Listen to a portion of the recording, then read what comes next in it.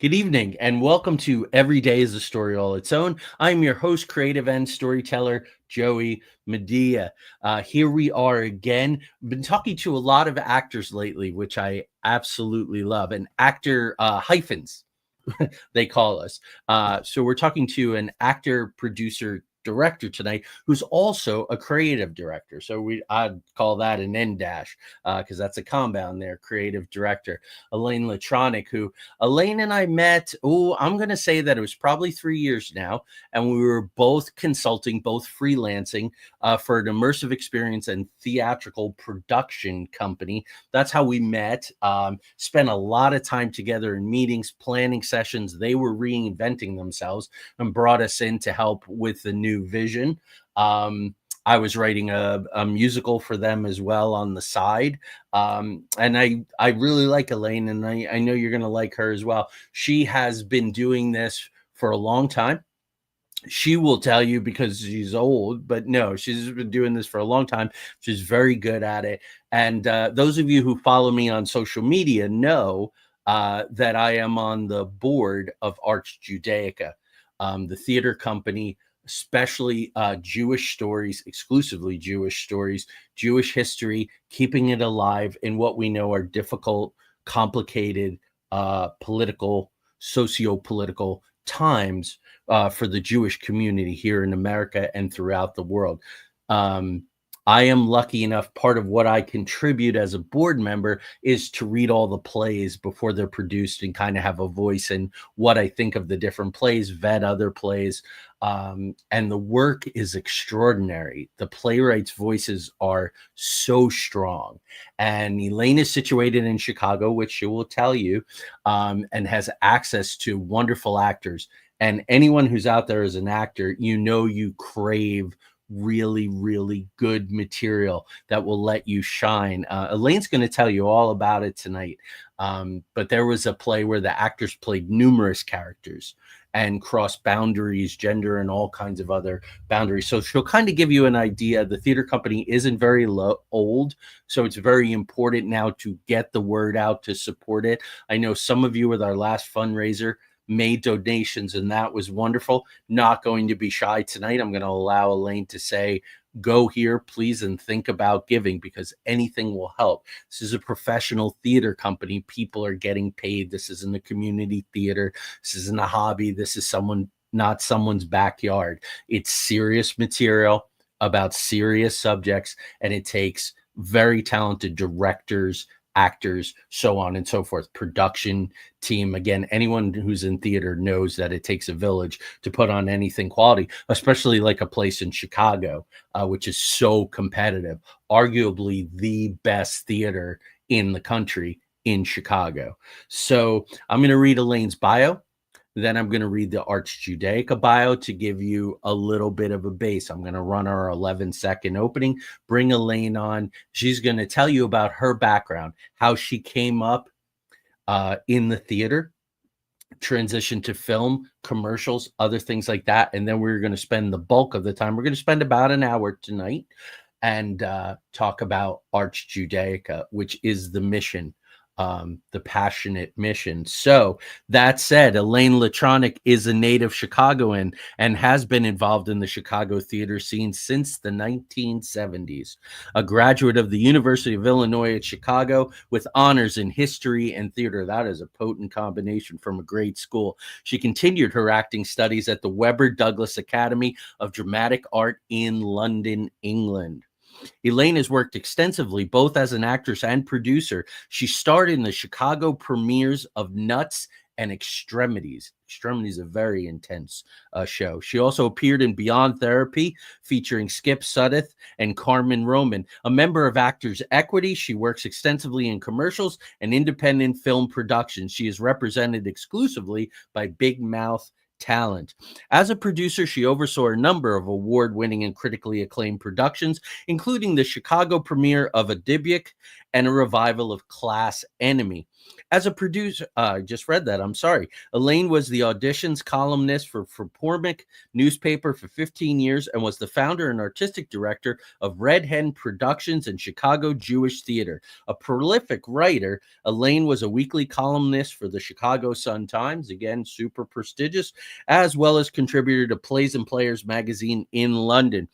She was Associate Artistic Director of Genesis Theatrical Productions and also acts as a consultant, script reader, and grants writer, and has taken courses in grants writing from the Foundation Center and from the Fundraising Authority. Elayne currently works as a freelance grant writer and PR person for a number of small theater and arts companies in Chicago. Elayne is the founder and artistic director of Arts Judaica, the only live performance organization that emphasizes Jewish history, culture, and arts. Here's about Arts Judaica. A tax-exempt 501c3 entity, it is a unique and vibrant live theater and entertainment company based in Chicago, dedicated exclusively to exploring and celebrating Jewish history, culture, and arts. As the only company of its kind in the city, imagine that. Elayne will give us a number, but I would say there are dozens, maybe 100 theater companies in Chicago, the only one doing this work.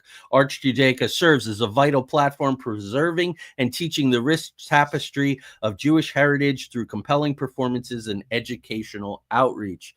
The company is particularly committed to educating audiences about the profound historical lessons of the Holocaust, using the power of theater to foster understanding, remembrance, and dialogue. Through music, original productions, adaptations, and community engagement, Arts Judaica illuminates Jewish traditions, resilience, and contributions, inspiring audiences to reflect on the past while building connections in the present.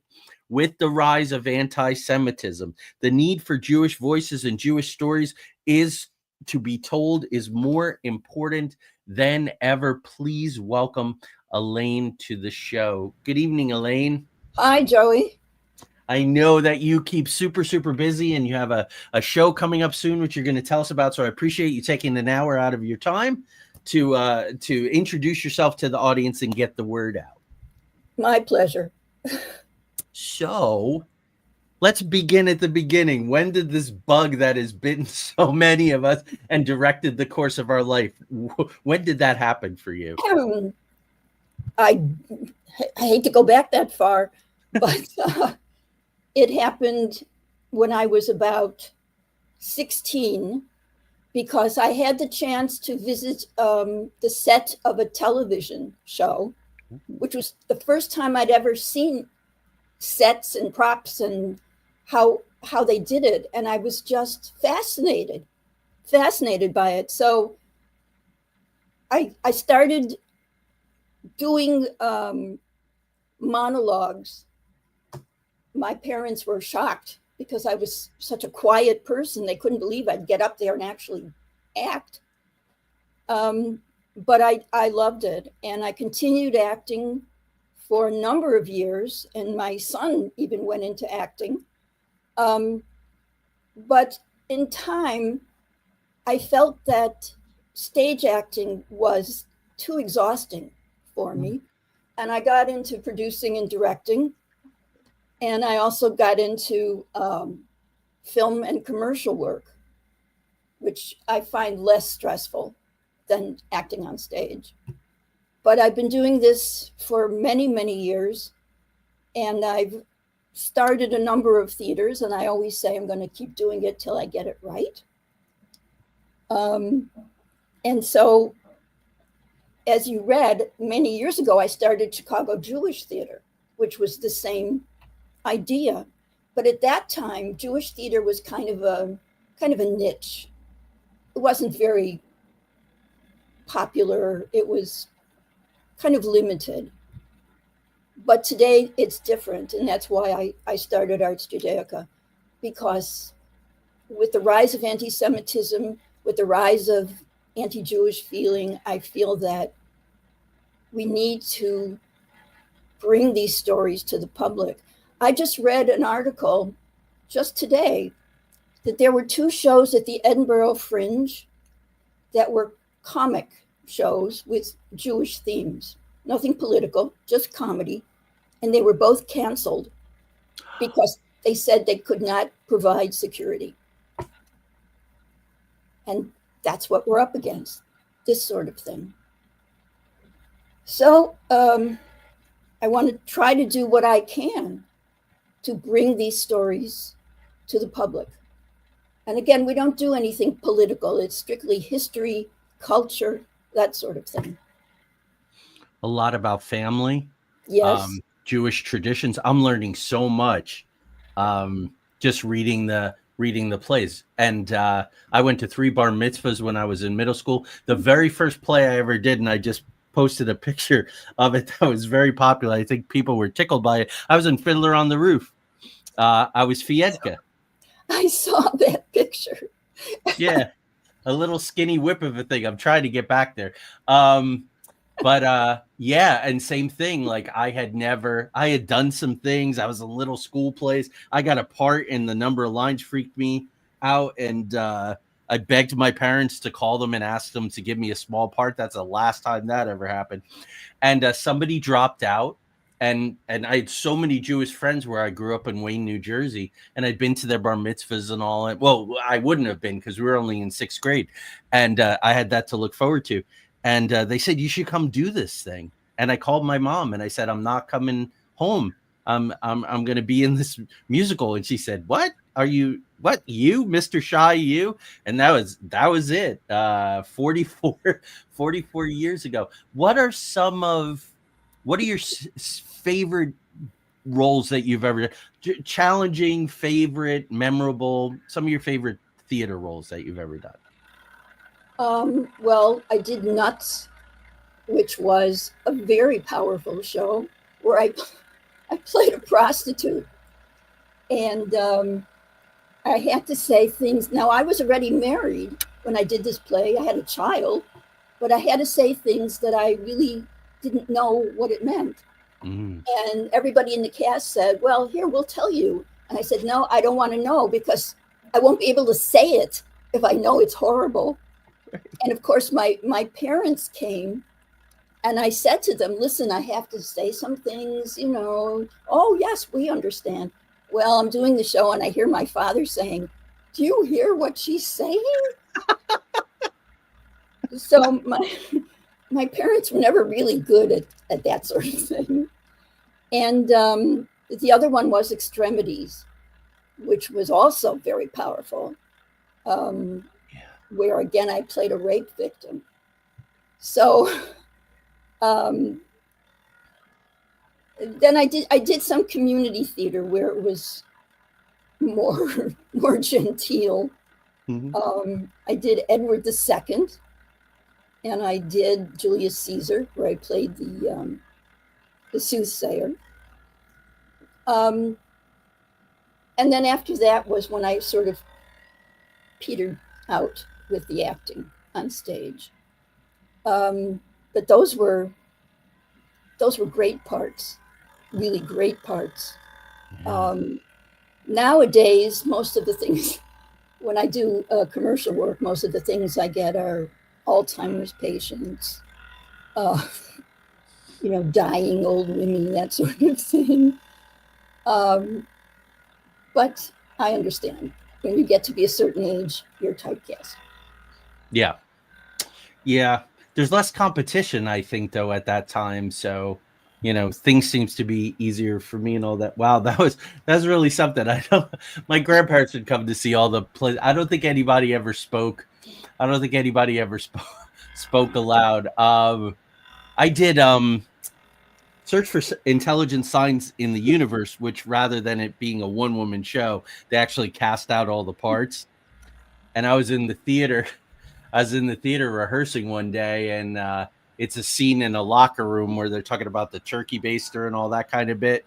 And I dropped my drawers. I had boxers on or something like that, but I'm standing on stage and they were bringing a prospective student tour through.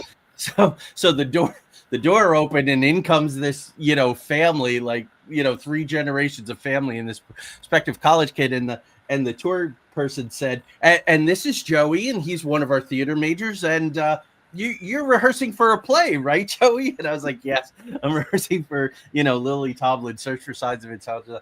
So it's fun, but so you But don't mind the let me just add a funny story of yeah, my own. please. I used to live in a high rise that had a party room that nobody used, so I used it for rehearsals. And we were doing a play set in Auschwitz, and we were doing a dress rehearsal, and all the guys had on Auschwitz uniforms. And a real estate agent comes in with prospective buyers and said, "This is our party room." And there's a whole bunch of guys looking with Auschwitz uniforms and yellow stars. And she got them out real fast. Yeah. I think that tops mine. I think that's top mine. Other than my chicken legs, I was pretty safe. But wow, yeah, it's amazing. We all have stories like that, and you don't mind. So the move to film and commercials, I do get that. It is less stressful. Everything's done in smaller bits, all of that kind of thing. God forbid you flub a line or something. You may not make lifelong friends with the director, but they'll do another take and all that kind of stuff. I find the hurry up and wait to be very, very tedious with that work. Yes. Yeah. There is a lot of waiting around. People think it's glamorous, but it's not. It's a lot of saying a couple of lines and then waiting till they change the setup or whatever. So it could be a whole day for 20-second commercial. Yeah. But Yeah. it is less stressful. And they do take care of you very well, food and everything. They do. That's where where you're hunting sandwiches and you're in the theater for 12 hours at a time, tech week and all that, and like, somebody bring me some food, please. Yes. Yeah, I remember I was living in New Jersey. I drove 2.5 hours to do an industrial to Philadelphia. The call was like something ungodly, like 6 o'clock in the morning. And here it is 7:30 and we haven't been in front of a camera yet. And I was still relatively new at it. I was about a year out of college, I guess. And I turned to the guy I was doing the industrial with, an old veteran who just worked constantly in Philadelphia. And I said, "Why did they tell us to be here at 6?" And he turned to me over his newspaper and said, "'Cause they can." I was like, okay, well, better we wait on them than they wait on us. So, Yep. so when did you then transition into directing and producing, and what was the appeal of those? I felt that I was better suited to that. I'm very detail oriented. And for producing, that's what you need. You have to keep track of a million different things. So I felt that that was really my stronger suit rather than the acting on stage. Um, and once I did it, I liked it. I did like it. The only issue I've ever had was raising the money.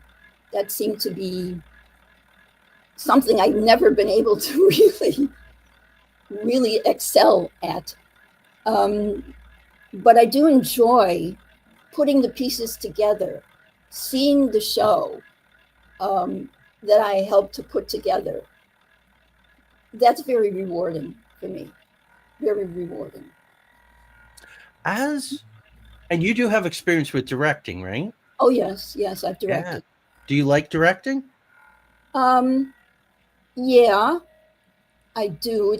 But usually, unfortunately, when I direct, I'm directing and producing at the same time, Mm-hmm. which is, you know, driving you nuts. Yeah. But I just directed. We just did a showcase of a show called Survivors, which I directed, which was about young people who survived the Holocaust, and it's in their own words of how they did it, how they survived. And I'm trying to tour that show as part of Holocaust education.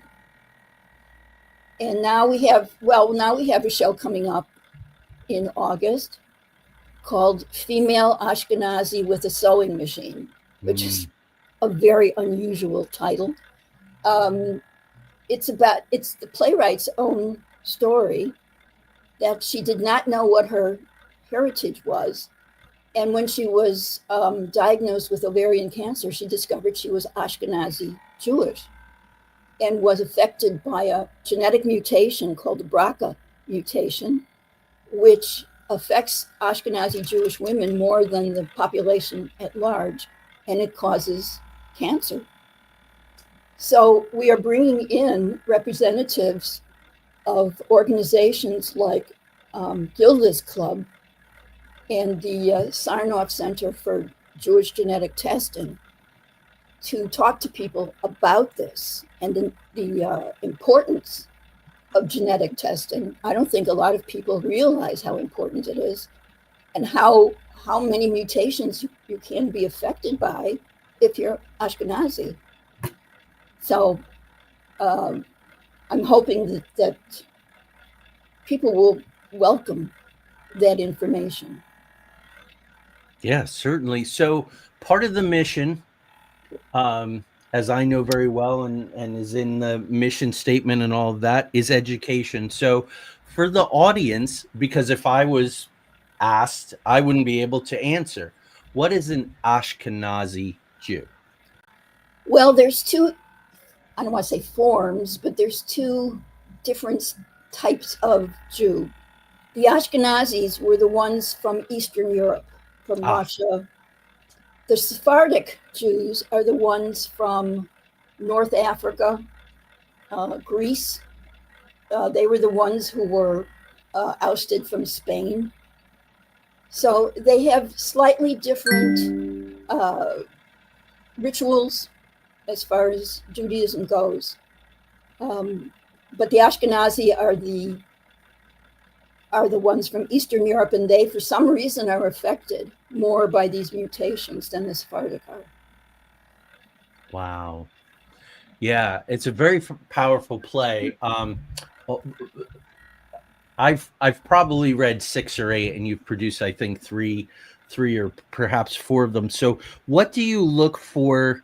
What do you look for in a script that you go, yes, this is the right thing for us as a producer, as artistic director too, or creative director? A lot of that falls to you. So what are some of the things that you look for in a script? If there are Jewish playwrights out there who are considering submitting, what are you looking for? Unfortunately, we have to keep it to a smallish cast, maybe no more than 6. Mm-hmm. Nothing complicated as far as tech goes, but a story that is universal. A lot of people write about their own family, which is very interesting and sometimes can be a universal story. But something that brings Jewish stories, Jewish history to light. And I hate to say small cast, but unfortunately, when I see a script and it's got a cast of 18 people, I can't do it. Yeah, all the expenses go up exponentially, the logistics, the size of the rehearsal space. And I love those. I'm a black box guy, 100 to 120 people in the theater. I don't want to compete with the set. Any of those kinds of things. So that sounds like heaven to me, what you're asking for, like a 6 to 8 hander. I love 2-handers, 3-handers.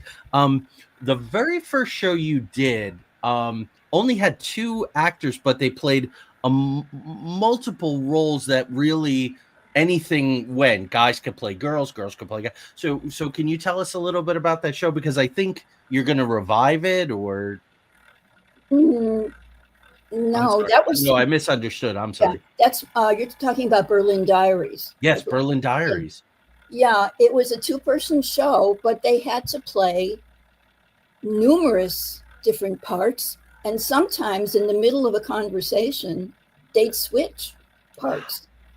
So I have to admit, some people in the audience did not get it. They couldn't follow it.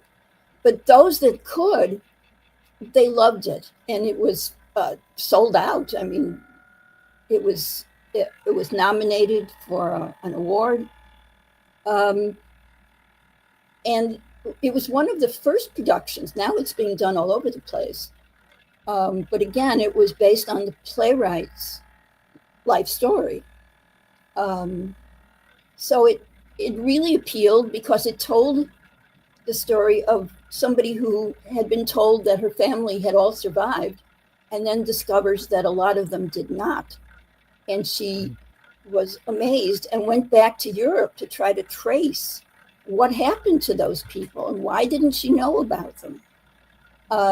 So it appealed to me because of that, and because it was a small cast, but we needed really amazing actors to be able to switch back and forth like that. Yeah. But they were wonderful. The actors were wonderful. What because I try to do this podcast on a lot of levels, and there are practitioners out there, and you're a longtime practitioner, and some of this is complicated stuff. What is the function of the playwright where an actor's playing Jim and an actress is playing Joan, and then suddenly the actress is playing Jim and Joan in the same theme? What was the playwright using that mechanism for? I'm not sure, to tell you the truth. Yeah. I'm not sure. I think it was more of a theatrical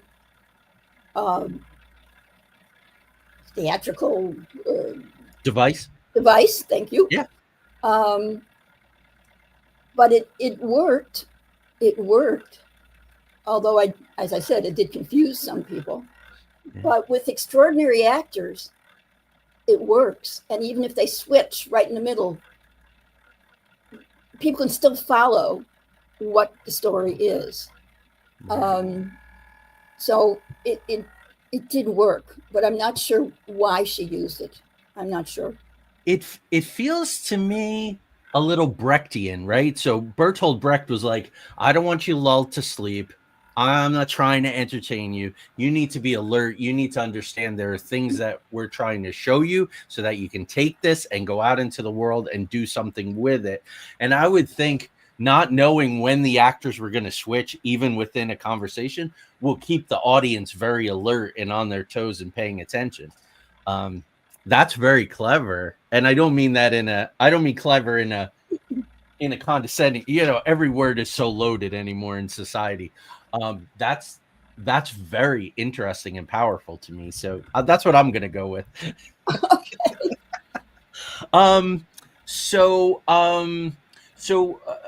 tell us a little bit about when was Arch Judaica founded? Not that long ago, and how it's kind of come together and what the trajectory is, kind of the vision and where it's going. Well, it just started in November of last year. Wow. Is when we incorporated. Yeah. So now we don't have a permanent space, which is difficult. Yeah. But I'm hoping to find one fairly soon, because I want to do other things.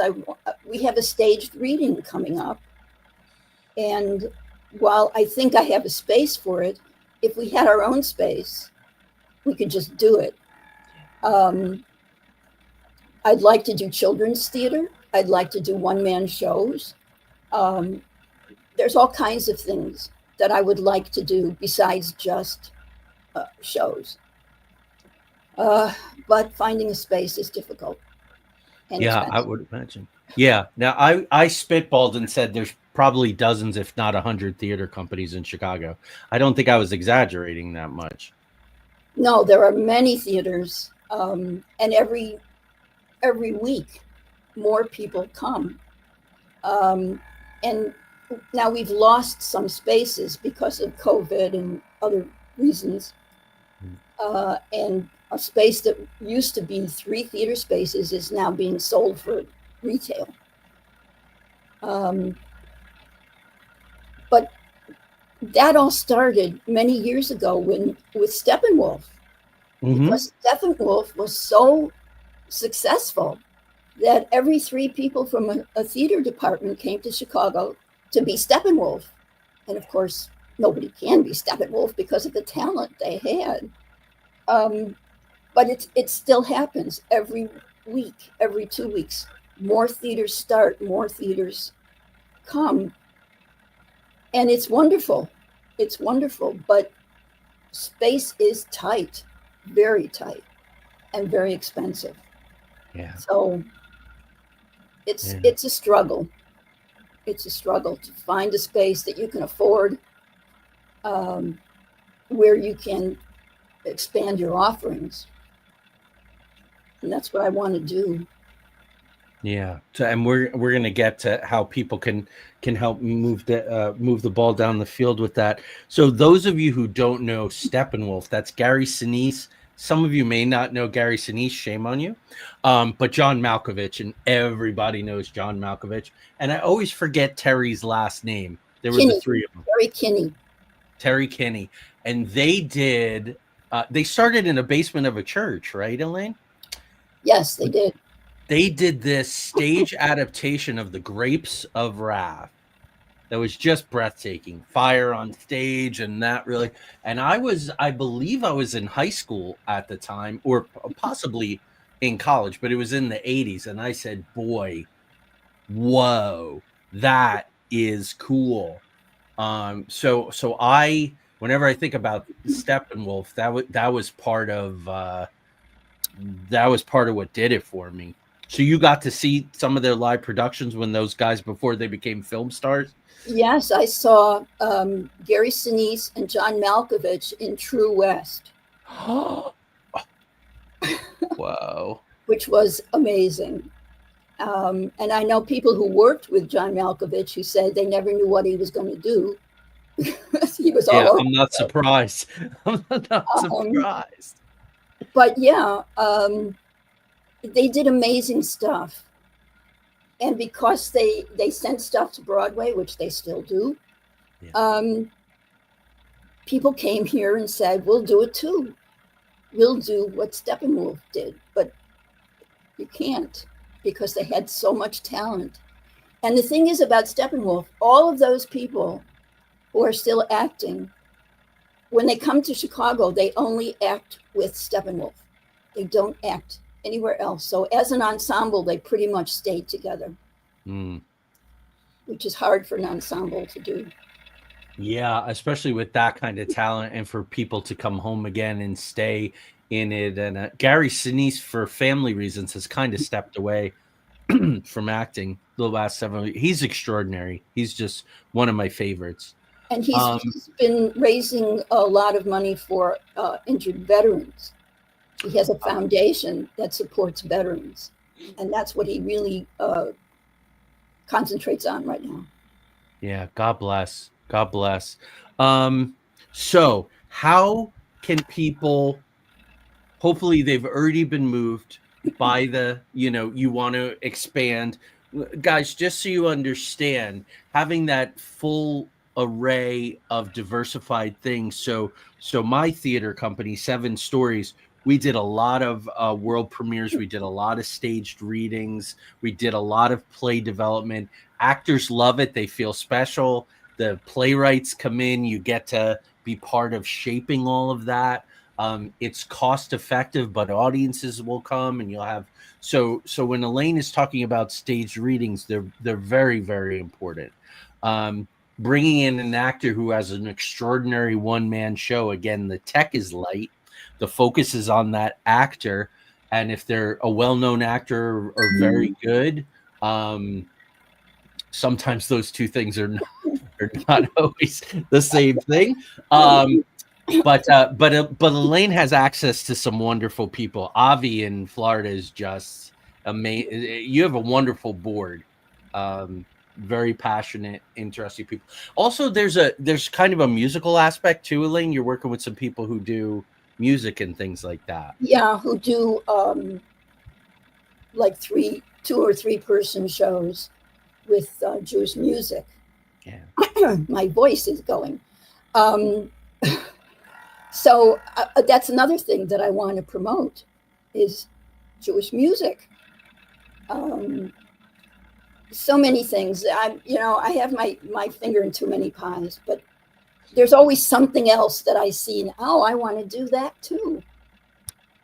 I think that's how we get stuff done. I mean, I was the founding creative director of the theater company for let's see, 2000. I don't want to exaggerate or anything. It was 15 or 16 years. It was the same thing.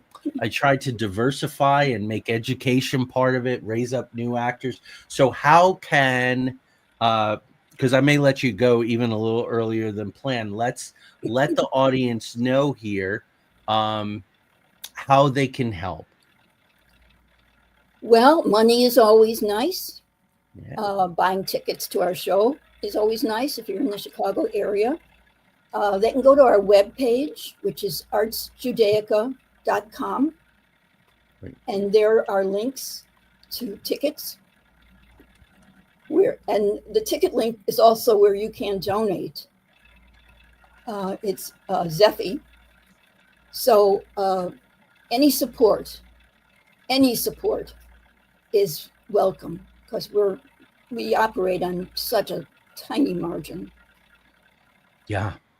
These are extraordinarily bad. The audience knows that I can't help but get a little bit political sometimes when we have the press secretary make a statement like all this government waste, like NPR and PBS. Like, we know we're in trouble.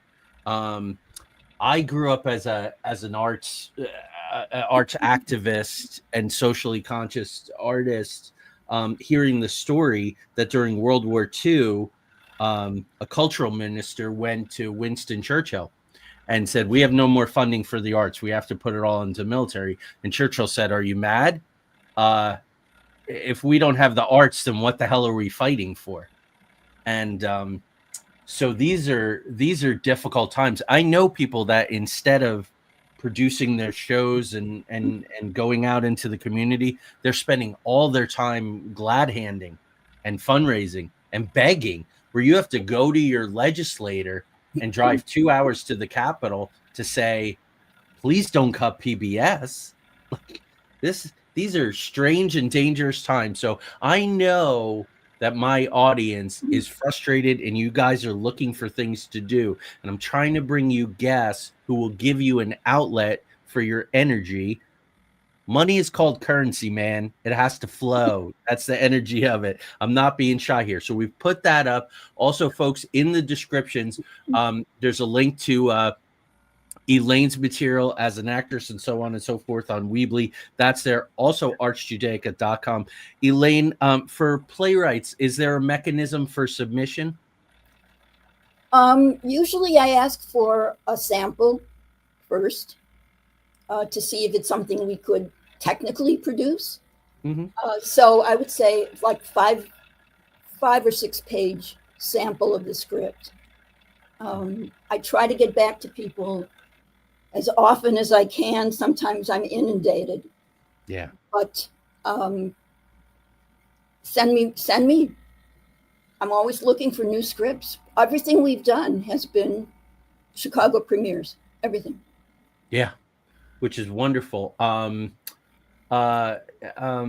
Is there a mechanism through artsjudaica.com for submission? Is there a like info ad or an email or something? It's artsjudaica@gmail.com. Send it to the email. Artsjudaica at Gmail. And just for clarification, I wanted to ask you about this. Anyway. Hold on. I made a typo. Gmail.com. I want to get this right. You said you don't do political scripts. So what would be, give us an example of, oh no, this is political, we're not going to touch this. Unfortunately, we can't do anything about Israel or Palestine or Gaza.